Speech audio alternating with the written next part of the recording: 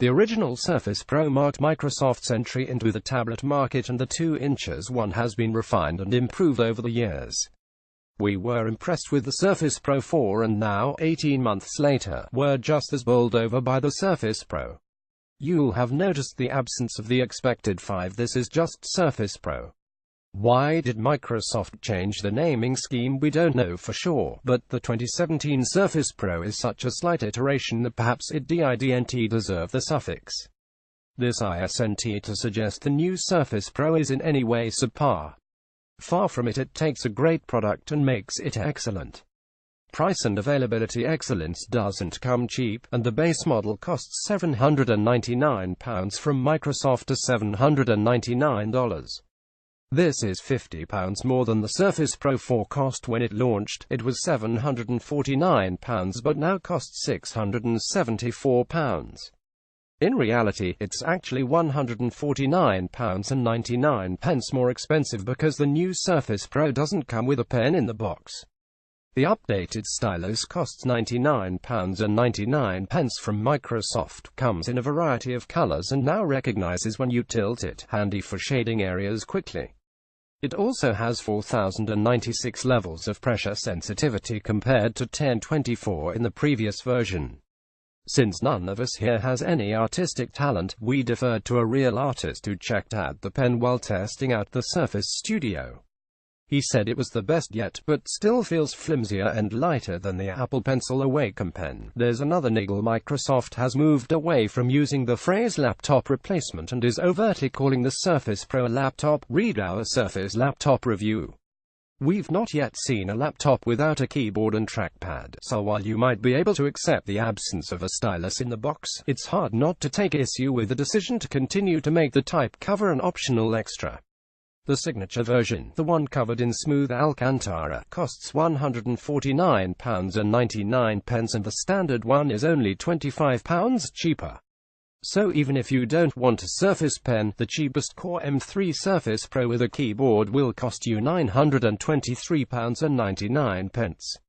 And it's over £1,000 if you do. Ouch. If you want an i7 processor, prepare to shell out £1,549 plus the type cover, and the very top model with a 1TB SSD and 16GB of RAM is an eye-watering £2,699. We were sent the second from top config, with a 512GB Samsung SSD, which costs £2,149, plus a cobalt blue signature type cover. Features and design place a Surface Pro alongside its predecessor, and it's slightly easier to spot the differences between these extremely similar-looking devices. For one thing, the Surface Pro is much less angular, with more rounded corners and softer lines in general. The hinge now lets you tilt the tablet back to 165 degrees 15 more than the older model. Now it sits almost flat against the desk, but it's a very comfortable angle to use with the Surface Pen. The hinge itself has been redesigned again and is now made in color-matching materials rather than the obvious black as you got with the Surface Pro 4. The cooling vents are less noticeable, too, and the Core M3 and i5 versions don't have a fan, so run silently. Overall build quality is supremely good, and you'd expect no less at these prices. Dimensions or weight is minimally different that you won't notice the difference if you're upgrading from a Pro 4. Ports remain unchanged, so you get a full-size USB 3, a mini video output, and a 3.5mm headphone jack. The microSD slot is, as you might expect, hidden under the kickstand. Some are unhappy with the decision to emit USB-C, but few peripherals yet use it, and it's easy to argue that USB Type-A is still the most compatible. Microsoft is bringing out an adapter so you can attach USB-C devices to the Surface Connect port, but there's no data price for this. It's worth pointing out the upgrades to the type cover, though. Key travel has been increased from 1.3 to 1.5 mm. This seemingly insignificant change makes a bigger impact than you might imagine. The key travel now feels a lot more like a regular laptop, and it's easier and more comfortable to type on. As before, there's backlighting for the keys, and the trackpad is glass for super smooth cursor action. We found it surprisingly easy to go from a standard desktop keyboard and touch type on the Surface Pro. We can assess whether Microsoft's assertion that the short-pile Alcantara is resistant to stains and marks in the short time we were loaned the device for review, though. It feels great, and the color options add a little character that was missing last time around. Screen. There are no noticeable changes to the screen. It's still a 12.3 inches 32 display with 2736 by 1824 pixels. It equates to 267 pixels per inch, and it's plenty enough to make everything look nice and sharp. We've become used to the excellent quality screens on Surface devices, and this latest one is no different.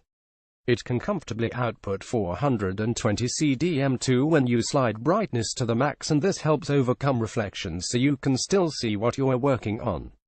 Most impressive is contrast with deep blacks that you'd usually associate with an OLED screen. This is just an IPS panel. Our colorimeter measured just shy of 12,001, which is a stunning result for a laptop screen. Colors are great too, and the screen is capable of displaying 100% of the sRGB standard. Viewing angles are nice and wide with minimal brightness drop-off if you're looking slightly off-center. Above the screen, you'll hardly notice the Windows Hello camera and its infrared sensor. Microsoft has succeeded in hiding them so they're less distracting than on the Surface Pro 4. It's another minor change that makes a bigger difference than you'd think. If you've not used Windows Hello before, you'll be amazed at how quickly it recognizes you and logs you in far quicker than entering a password. The optional Surface Dial will work on the Surface Pro's screen, although it's a little cramped compared to working on the Surface Studio, of course. Performance equipped with a Core i7-7660U, 16GB of RAM and a 512GB Samsung KUS040202 SSD. Performance was never going to be a problem for our review model. The SSD in particular is exceedingly quick, with Crystal Disk Mark clocking it at 1582 MB when reading and 868 MB when writing. So storage ISNT skimped on 1 bit. In PC Mark 8's home test accelerated, the Surface Pro scored 3,345.